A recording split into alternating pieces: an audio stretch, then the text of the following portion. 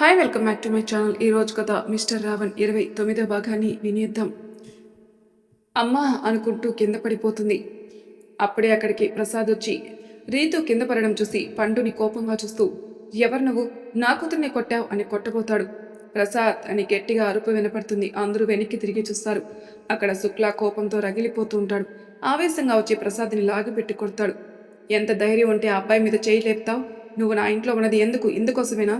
అనవసరంగా అబ్బాయి మీద చేయి లేపి చాలా పెద్ద తప్పు చేశావు. మర్యాదగా ఇంట్లో నుంచి వెళ్ళిపోండి అని గట్టిగా అరుస్తాడు. ప్రసాద్ మైండ్ బ్లాక్ అయిపోతుంది. ఎప్పుడు ఏమీ అని శుక్ల అంత ఆవేశంగా వచ్చి కొట్టేసరికి షాక్గా నిలబడిపోతాడు. జ్యోతి, రీతు అలాగే నిలబడి చూస్తూ ఉంటారు. ఎవరు ఏం మాట్లాడలేరు. కొడుకులో వచ్చిన కోపాన్ని చూస్తూ ఉంటాడు. శుక్ల కాసేపటికి రిలాక్స్ అయ్యి పండు దగ్గరకు వచ్చి, చూడు పండు, నీకు ఏదైనా నచ్చకుంటే నాతో చెప్పు. ఇలా అందరినీ కొట్టకు. చూడు, ఈ ఇంట్లో గెస్ట్గా వచ్చిన వాళ్ళు నీ మీద చేయెత్తుతున్నారు అని పండుని చేయి పట్టుకుని అక్కడి నుంచి లాక్కుని వెళ్తాడు. రెప్పపాటులో ఏం జరిగిందో ఎవరికి అర్థం కాదు. కామాక్షి కిచెన్లో నుంచి వచ్చి అలాగే చూస్తుంది. ప్రసాద్కైతే మాటలు రావట్లేదు. జ్యోతి మెల్లగా ప్రసాద్ని చేయి పట్టుకుని గదిలోకి తీసుకెళ్తుంది. ప్రతాప్ వర్మ దగ్గరికి ఝాన్సీ వచ్చి, ఏంటండి శుక్లాకి అంత కోపం వచ్చింది? కళ్ళతోటి సైగ చేసి గదిలోకి వెళ్తాడు ప్రతాప్ వర్మ. అతని వెనుక ఝాన్సీ కూడా వెళ్తుంది. కామాక్షికి అర్థం కాదు. ఎన్నడూ రాని కోపం ఈరోజు వచ్చిందంటే ఈ పండు ఎవరు? పండు తన కొడుకే అనుకుంటున్నాడు. అంటే వాసంతి ఆంటీ గురించి తనకి తెలుసు. అందరికీ అన్నీ తెలుసు. కావాలని ఎవరు బయటపడట్లేదు. నేనే బయటికి తీసుకొస్తాను. అసలు ఆ వాసంతి ఆంటీని తీసుకొస్తే అయిపోయేది. వీళ్ళందరి ముఖాలు చూడాలి. అయినా ఈ పండు మామయ్య కొడుకు కాదు. ఎవరికో పుట్టిన కొడుకుని సొంత కొడుకులాగా ఫీల్ అయిపోతున్నాడు అని నవ్వుకుంటూ తన గదిలోకి వెళ్తుంది. ఝాన్సీ గది డోర్ వేసేసి, ఏంటండి మన అబ్బాయికి అంత కోపం వచ్చింది? కొడుకు మీద చెయ్యెత్తితే కోపం రాక ఏం చేస్తారు? వాడు భార్య వెళ్ళిపోయినా సైలెంట్గా వాడు మనసులో మదన పడ్డాడే తప్ప కళ్ళ ముందు కొడుకుని కొడుతుంటే ఊరుకుంటాడా? ప్రసాద్ అయితే ఏంటి, ఎవరైతే ఏంటి, వాడు లాగుపెట్టి కొట్టింది మంచిదే అయింది. ఇంకోసారి ఎవరు ఇంట్లో మాట్లాడరు. ఇంట్లో ఉండడానికి వచ్చి తన కొడుకు మీద పెత్తనం చేస్తే ఊరుకుంటాడా? ఝాన్సీ ఆనందంగా, మన శుక్లాకి పండు మీదెంత అభిమానం, ఎంత ప్రేమ అండి. పండుకి ఇంకా ప్రేమ తెలియట్లేదు. కొడుకు మీద తండ్రికి ప్రేమ ఉండగా ఎంత దూరం పెరిగినా కూడా కొడుకు కొడుకే కదా. వాడు ఎంతో ప్రేమగా దగ్గరికి తీసుకోవాలని చూస్తున్నాడు. కానీ తన ప్రేమని అణుచుకుంటుంది. ఝాన్సీ వాడికి ఇంత కష్టం వస్తుందనుకోలేదు. ఇంత ఆస్తి సంపద ఉండి ఏం లాభం? తన భార్య ప్రేమకు నోచుకోలేదు. కొడుకు ప్రేమకి నోచుకోలేదు. ఒక జీవచంలా బ్రతుకుతున్నాడు. ఎంత డబ్బు ఉన్నా ప్రేమను మించింది ఏమీ లేదు. నిజమేనండి. ఏం చేస్తాం? ఏ జన్మ ఫలము ఇప్పుడు అనుభవిస్తున్నాం అంతే. పండుని గదిలోకి తీసుకెళ్లి గట్టిగా హాక్ చేసుకుంటాడు. పండుకి ఏం అర్థం కాదు. అంకుల్ ఎందుకు ఇలా చేస్తున్నాడు అని. శుక్ల వదిలేసి, సారీ బాబు, నీ పర్మిషన్ లేకుండా హాక్ చేసుకున్నాను. పర్వాలేదులే అంకుల్. అంకుల్ మీకెందుకు అంత కోపం వచ్చింది? ఆ ప్రసాద్ అంకుల్ని నేను చూసుకుంటాను. మీరు దేనికి టెన్షన్ పడకండి. నాకు వాళ్ళ వైపు నుంచి మంచిగా అనిపించట్లేదు. ఇంట్లో ఏదో చెయ్యాలని ఉన్నారు వాళ్ళంతా. అందుకే వాళ్ళని కొట్టాను. కామాక్షి కూడా మంచిది కాదు. మీకు ఒక విషయం తెలుసా అంకుల్? మా అమ్మ వెంట పడుతుంది. నేను మా అమ్మ దగ్గర ఉన్నప్పుడు మా అమ్మని ఎటో తీసుకెళ్లాలని బలవంతం చేసింది. నేను అప్పుడు ఉన్నాను కాబట్టి సరిపోయింది. అప్పుడు ఇంట్లో నుంచి వెళ్ళగొట్టి కొట్టాను. అయినా బుద్ధి రాలేదు. ఇప్పుడు ఈ ఇంట్లో అలాగే చేస్తుంది. అందుకే కొట్టాను అంకుల్. మీరు దేనికి దిగులు పడకండి. వాళ్ళ నలుగురిని నేను ఆడుకుంటాను అంటాడు నవ్వుతూ. కొడుకు అలా చెప్తుంటే వింటూ ఉంటాడు. అంటే వాసంతి ఎక్కడుందో కామాక్షికి తెలిసిపోయిందా? వాసంతి అసలే అమాయకురాలు. కామాక్షి మాటలో ఇరుక్కోలేదు కదా అనుకుంటాడు. మరి మీ అమ్మని ఒక్కదాన్ని వదిలేసి వచ్చావు? మీ అమ్మకు తోడేలా? నీ కామాక్షి ఎవరైనా పంపిస్తే మీ అమ్మ పరిస్థితి ఏంటి? శుక్లా చెంపలు పట్టుకుని లాగుతూ, అయ్యో అంకుల్, ద్రోణ బ్రో అన్నీ చూసుకుంటున్నాడు. అందుకే ఇక్కడున్నాను. మా అమ్మను కూడా త్వరలో ఇక్కడికే తీసుకొస్తాడు. ఎంత బ్యూటిఫుల్గా ఉంది ఇక్కడ తెలుసా? ఈ ఊరైతే చాలా బాగా నచ్చింది. ఈ మహల్ ఇంకా బాగుంది. మా అమ్మ చూస్తే షాక్ అయిపోతుంది. తన మనసులో మాటలన్నీ చెప్పుకుంటూ పోతున్నాడు. శుక్లా నవ్వుతూ, తనున్న ఇల్లు తనకి తెలియదా ఏంటి? మనుషుల గురించి ఎవరి గురించి అనుకుంటాడు. శుక్లా చేతిలో చేయేసి, ఇంకెప్పుడు వాళ్ళ జోలికి వెళ్ళకు. వాళ్ళు మంచి వాళ్ళు కాదన్నావు కదా. నువ్వు కొంచెం దూరంగా ఉండు ద్రోణ వచ్చే వరకు. సరేలే అంకుల్, మీరు ఆవేశపడకండి, రిలాక్స్ అవ్వండి. నేను పైన గదిలోకి వెళ్తాను అని గదిలో నుంచి బయటికి వెళ్తుంటే సంజన ఎదురవుతుంది. సంజనాన్ని చూసి ముఖం పక్కకు తిప్పుకొని వెళ్ళిపోతుంటాడు పండు చేపట్టి ఆపి, ఏంటి నేను ఎదురు పడగానే ముఖం పక్కకు తిప్పుకుంటున్నావు? లేకంటే నీ ముఖం చూస్తూ కూర్చోవాలా? పక్కకు జరుగు, నేను పైన గదిలోకి వెళ్ళాలి. హలో మిస్టర్, ఇది కూడా నాకు ఇల్లే. అయితే ఏంటి? వీలైతే పైనుంచి కింద వరకు కింద పడి బొర్లు, అంతేకాని నాకు అడ్డు రాకు అని సంజనాని దాటుకుంటూ ముందుకు వెళ్తాడు పండు. సంజన మళ్ళీ ఎదురొచ్చి, నేను చెప్పేది శ్రద్ధగా విను. పండు పండు ఉన్న గదిలోకి తీసుకెళ్తుంది సంజన. కామాక్షి అది గమనించి, ఇదేంటి సంజన వాడిని పట్టుకొని వెళ్తుంది అని వాళ్ళ వెనక మెల్లగా ఫాలో అవుతుంది. సంజన పండు లోనికి వెళ్ళగానే డోరేసి, ఇక్కడ నువ్వేం చేస్తున్నావు? ఈ ఇంట్లో నీకు అవసరమా? నువ్వెవరు నన్ను అనడానికి? ద్రోణ బ్రో ఇక్కడే ఉండమన్నాడు. మీరంతా ఎవరు నా గురించి మాట్లాడుతున్నారు అని కోపంగా అంటాడు పండు. ఏదో చెప్పాలని ముందుకొస్తుంది. ఎందుకో డోర్ వెనక కామాక్షి ఉన్నట్టు అనిపించి తొంగి చూస్తుంది. కామాక్షి నిలబడి ఉంటుంది. వెంటనే పండుని గట్టిగా హక్ చేసుకుంటుంది సంజన. కామాక్షి చూసి షాక్ అయిపోతుంది. ఈ పిచ్చిది వీణ్ణి హక్ చేసుకుంటుందేంటి? వీడెవడో దీనికి తెలుసా? బావకు తెలిస్తే ఊరుకుంటాడా అనుకుంటుంది. పండు అలాగే షాక్ అయిపోతాడు. సంజనని కోపంగా దూరంగా జరిపి, నీకేమైనా పిచ్చా? నన్ను హక్ చేసుకుంటున్నా అని అతడి పెదాల మీద చెయ్యి వేసి, నా కళ్ళలోకి చూస్తూ ఉండు, ఇంకా ఎక్కువ ఏం మాట్లాడకు అని తన తలని పండు పెదాల వరకు తీసుకుని వస్తుంది. చూస్తున్న కామాక్షి షాక్ అవుతుంది. వామ్మో, ఇదేంటి వాడికి ముద్దిచ్చేస్తుందా అని అక్కడి నుంచి కోపంగా వెళ్తుంది. పండుకి సంజన శ్వాస తగులుతుంటే చిరాకు అనిపించి దూరంగా నెట్టేసి, నీకేమైనా మెంటలా? ముద్దివ్వడానికి ముందుకొస్తున్నా? అసలు ఎవరో తెలియదు, అయినా నాకు ఇలాంటివి నచ్చవు, దూరం జరుగు అని సీరియస్ అవుతాడు. మెల్లగా వెనక్కి తిరిగి డోర్ తీసి చూస్తుంది. కామాక్షి మెట్లు దిగుతూ కనబడుతుంది. మొత్తం డోర్ క్లోజ్ చేసి పండు దగ్గరకు వచ్చి, నేనెందుకు చెప్తున్నానో అర్థం చేసుకో. నేను ఎవరికి కిస్ ఇవ్వట్లేదు. అయినా నేను నీకంటే పెద్దదాన్ని, నువ్వు నాకంటే 2 years చిన్నవాడివి. అది ముందు తెలుసుకో. మన ఇద్దరం ఫ్రెండ్స్గా ఉన్నాం అంటే ఓకే, లేదంటే ఇద్దరం శత్రువులా మిగిలిపోదాం. నువ్వు పెద్ద అయితే నాకేంటి, నీతో నా ఫ్రెండ్షిప్ ఏం వద్దు. ఈ ఇంట్లో అందరూ తేడాగాళ్ళగానే ఉన్నారు. చూస్తుంటే ఈ ఆస్తి కొట్టేయాలని చూస్తున్నారు. ద్రోణ బ్రోకి అన్యాయం చేస్తున్నారు, నాకు తెలుసు. కానీ బ్రో అంత ఈజీగా మీ అందరినీ వదిలిపెట్టడని అర్థమైంది. చాలే ఆపు. నేను మా బావ సైడే ఉన్నాను. మా అక్క వచ్చి నిలబడింది, అందుకే ఇలా యాక్ట్ చేశాను. నా బీటెక్ కంప్లీట్ అయింది. మీ అక్క వస్తే ఏంటి? నాకేమైనా భయమా? ఇందాక కింద జరిగిన సిచ్యువేషన్ నీకు తెలియదేమో. కొంచెం మీ అక్కను అడుగు, మా గురించి చెప్తుంది. చూస్తే అర్థమైందిలే దానికి కొట్టావని. అందుకే అది నా వెనకే వచ్చింది. ఏం మాట్లాడుకుంటారో వినడానికి. చూడు పండు, నేను చెప్పేది విను. ఇది నా ఫోన్ నెంబర్. పండు చేతిలో పేపర్ పెట్టి, నువ్వు నాకు ఫోన్ చేయి, ఒక ఇంపార్టెంట్ మ్యాటర్ చెప్తాను. నీ ఫోన్ నెంబర్ వద్దు, ఏదే వద్దు అని తన చేతిలో పెట్టిన పేపర్ని సంజన ముందే చింపేస్తూ, ఈ ఇంటి గురించి మనుషుల గురించి నాకు సంబంధం లేదు. ఇక్కడ బ్రో కొన్ని రోజులు ఉండమన్నాడు, ఉంటాను. నువ్వు ముందు బయటికెళ్ళు అని సంజనాన్ని బయటికి నెట్టేసి డోర్ క్లోజ్ చేసుకుంటాడు. వీడికి మెంటల్లో కొడుకు ఉన్నాడే, బావ కంటే ఎక్కువ మెంటోడు ఉన్నట్టున్నాడు.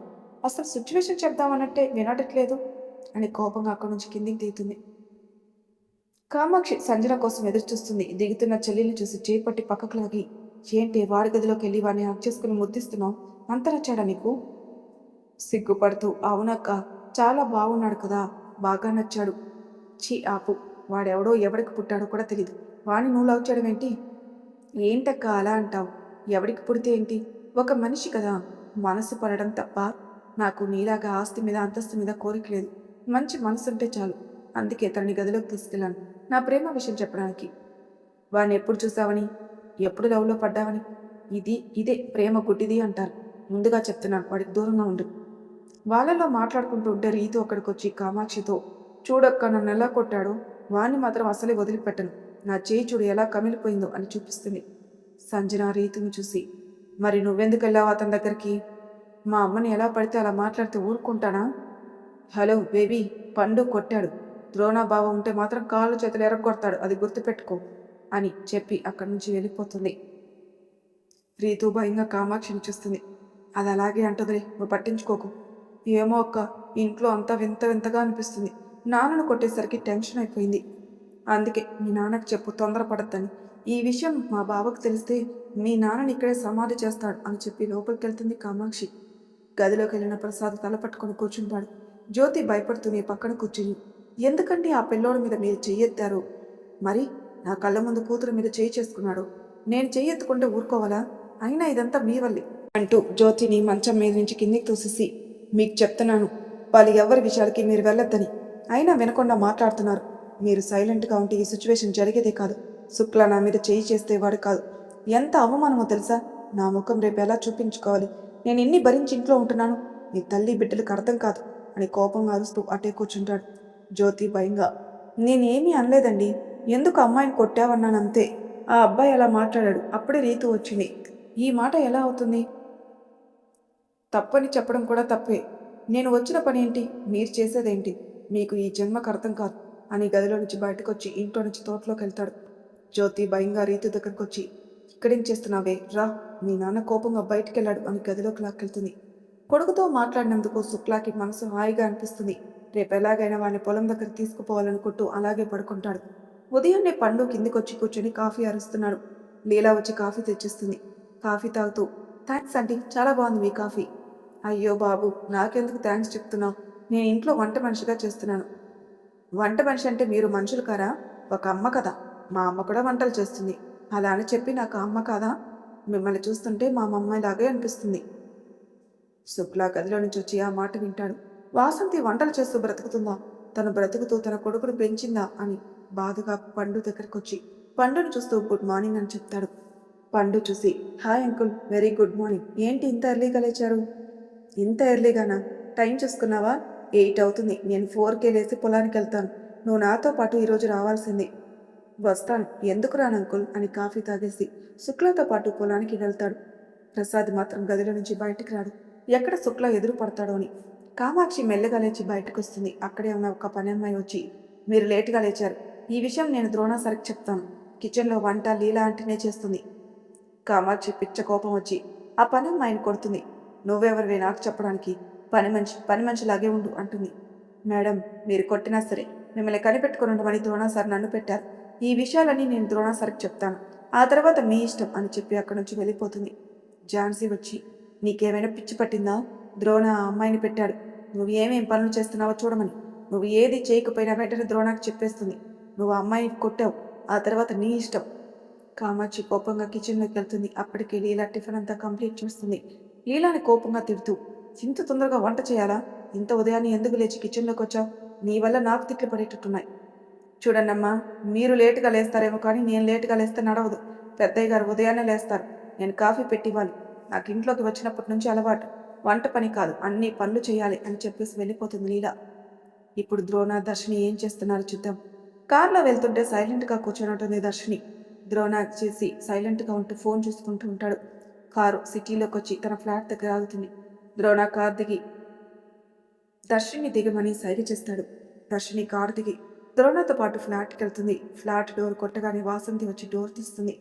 ద్రోణ వెనకనే ఉన్న అమ్మాయిని చూసి నవ్వుతూ, ఆగండి ఆగండి అని ఇంట్లోకి వెళ్ళి హారతి తీసుకొని వచ్చి ఇద్దరికి హారతి ఇచ్చి బొట్టు పెట్టి లోపలికి రమ్మంటుంది. తనని ఎక్కడో చూసినట్టు అనుకుంటుంది దర్శిని.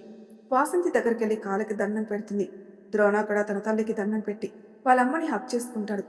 దర్శినికి అప్పుడు గుర్తుకొస్తుంది. ద్రోణ గదిలో చూసిన ఫోటోలో ఉన్నది తనే అని, ద్రోణ తల్లి అని. ద్రోణాన్ని చూస్తుంది. ద్రోణ దర్శినికి కళ్ళతోటే సమాధానం చెప్తాడు. దర్శిని ఫ్లాట్ అంతా చూస్తుంది. సింపుల్గా చాలా బాగా ఉంది. ద్రోణకి ఇక్కడ ఫ్లాట్ కూడా ఉందా? వాళ్ళ అమ్మని ఈ ఫ్లాట్లో ఉంచాడు. వాళ్ళ అమ్మని మరీ ఇక్కడే ఉంచే బదులు ఇంటికెందుకు తీసుకురావట్లేదు అర్థం అవ్వట్లేదు. వాసంతి దర్శిని చేయి పట్టుకుని దేవుడి గదిలోకి తీసుకెళ్ళి దీపం ముట్టించి, ఫస్ట్ సారి ఫ్లాట్లోకి వచ్చావు కదమ్మా అంటుంది. అంటే నేను అక్కడ రోజు దీపం వెలిగిస్తాను. ఇంట్లో నుంచి బయలుదేరే ముందు దండం పెట్టుకుని వచ్చాను. ఇది కూడా ద్రోణబాబు ఇల్లే అమ్మా, నన్ను ఇక్కడికి తీసుకొచ్చాడు. తనకు అర్థం కాక దేవుడి గదిలోకి వెళ్ళి మనస్ఫూర్తిగా దండం పెట్టుకుని బయటకు వస్తుంది. దర్శిని తీసుకుని వాసంతి గదిలోకి వెళ్తుంది. దర్శిని బెడ్ మీద కూర్చోబెట్టి తన బట్టల్లో ఉన్న ఒక మూటను తీసి దాంట్లో నుంచి ఒక గోల్డ్ నగ తీసి దర్శిని చేతిలో పెడుతుంది. దర్శినికి ఏం అర్థం కాక ఏంటమ్మా ఇది అంటుంది. నేనిస్తున్న గిఫ్ట్. కొత్తగా వచ్చావు కదా ఇంట్లోకి, తీసుకో, నాకు గుర్తుగా నీ మెడలో వేసుకో. అయ్యో, అలా అంటారేంటి? నాకొద్దు, నేను ఇలా సింపుల్గా ఉండడమే నాకు ఇష్టం. నువ్వు నాలాగే నవ్వుతూ నేనిచ్చాను అంటే నువ్వు తీసుకోవాల్సిందే. వెనక నుంచి ద్రోణ వచ్చి, ఏ హక్కుతో ఇస్తున్నావమ్మా? కోడలుగా ఇస్తున్నావా, నా భార్యగా ఇస్తున్నావా? వాసంతి కంగారుగా వెనక్కి తిరిగి, కోడలుగా ఇస్తున్నాను. నువ్వు నన్ను అమ్మ అంటావు, నీ భార్య నా కోడలవుతుంది కదా. ద్రోణ వాళ్ళ అమ్మ కళ్ళలోకి చూస్తూ, అది వారసత్వంగా వస్తున్న చెయ్యి. నిజం చెప్పమ్మా, నేనెవరో నువ్వు ఇంకా గుర్తుపట్టలేదా? ద్రోణాన్ని చూసి, ముందు ఈ చైను నీ భార్య మెడలో వేయి అని గోల్డ్ చైన్ ద్రోణ చేతిలో పెడుతుంది. ఆ చైన్ తీసి దర్శిని మెడలో వేస్తాడు. దర్శిని ఆ చైన్ని చూసుకుంటుంది. ఆంటీ, ఇది చాలా ఓల్డ్ డిజైన్ కదా, ఇది మీకు ఎవరిచ్చారు? ఏ మెంటల్ ఆంటీ అంటున్నావు? నేను అమ్మ అన్నప్పుడు నీకేమవుతుంది? అత్తయ్య అని పిలువు. సారీ సారీ అంటూ, అత్తయ్య, ఇది మీకు ఎవరిచ్చారు? నాకు పెళ్ళైన కొత్తలో మా అత్తయ్య నాకు ఇచ్చింది, నేను నీకు ఇస్తున్నాను. థ్యాంక్స్ అత్తయ్య అని వాసంతి కాళ్ళకి మళ్ళీ దండం పెడుతుంది. తొందరగా ఒక బిడ్డను కను, ఇంటి వారసుని తొందరలో రావాలి అని దీవిస్తుంది. పైకి లేచి ద్రోణాన్ని చూస్తుంది. ద్రోణాన్ని గుర్రుగా చూస్తాడు దర్శినిని. ఇది నన్ను దగ్గరికి రానిట్లేదు, ఇంకా నా బిడ్డని ఎలా మోస్తుంది అనుకుంటాను మనసులో.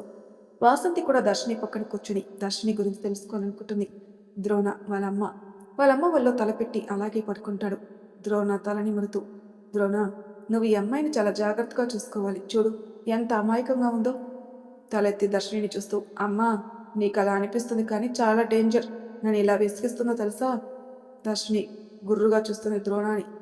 నువ్వు చూస్తే నాకేంటి అన్నట్టుగా. నిజమమ్మా, నీకొక విషయం చెప్పనా? నువ్వు ఇప్పుడు ఆశీర్వదించా వారసుడు కావాలని, కానీ నన్ను ముట్టుకొనిస్తేనే కదా, నన్ను దగ్గరికి కూడా రానిట్లేదు. కళ్ళని బయటపెట్టి వింతగా చూస్తుంది దర్శిని ద్రోణ ఈ విషయాలని చెప్తున్నానని. వాసంతి షాక్ అయి, ఏం చెప్తున్నావు ద్రోణ? మీ పెళ్ళి ఎన్ని నెలలైంది, ఇంతవరకు తన్ని తాకలేదా? ద్రోణ అమాయకంగా లేచి కూర్చుని, నిజమమ్మా, నీకు అబద్ధం చెప్తానా? కావాలంటే దాన్ని అడుగు. వాసంతి దర్శిని చూస్తూ, నిజమా? నా కొడుకుని ఎందుకు దగ్గర రానిట్లేదు? ఇంత మంచి కొడుకు నీకు దొరుకుతాడా? నువ్వు ఏదో పెట్టి పుట్టావు కాబట్టే నీకు భర్త అయ్యాడు. మీరు అలా అంటే ఎలా అత్తయ్య? చూడ్డానికి ఎంత కోపంగా ఉంటాడో తెలుసా? ఎప్పుడు చూసినా కోపం, ముఖంలో నవ్వే లేదు, ప్రేమ కనపడదు. ఇంట్లో నుంచి తాళుకట్టు లాక్కొచ్చాడు, ఆ ఊర్లో తీసుకొచ్చి పడేశాడు. బయట ప్రపంచం అంటే నాకేం తెలీదు. సడన్గా వచ్చి ఫస్ట్ నైట్ అంటే నాకు ఎలా ఉంటాయి, భయాలు ఉంటాయి కదా. ద్రోణ ఐబ్రోస్ అన్ని దగ్గర చేసి దర్శిని చూస్తూ, నేనందరికీ చెప్పిందే చేశాను, ఇందులో నా తప్పేముంది అంటాడు. మరి తర్వాయి భాగంలో ఏం జరుగుతుందనే షిప్స్లో తెలుసుకుందాం. అంతవరకు నా ఛానల్ సబ్స్క్రైబ్ చేయని వాళ్ళు ప్లీజ్ సబ్స్క్రైబ్ చేసుకోండి, లైక్ చేసి షేర్ చేయండి. మీ అభిప్రాయాలు నాకు కామెంట్ రూపంలో తెలియజేయండి. Thank you for listening.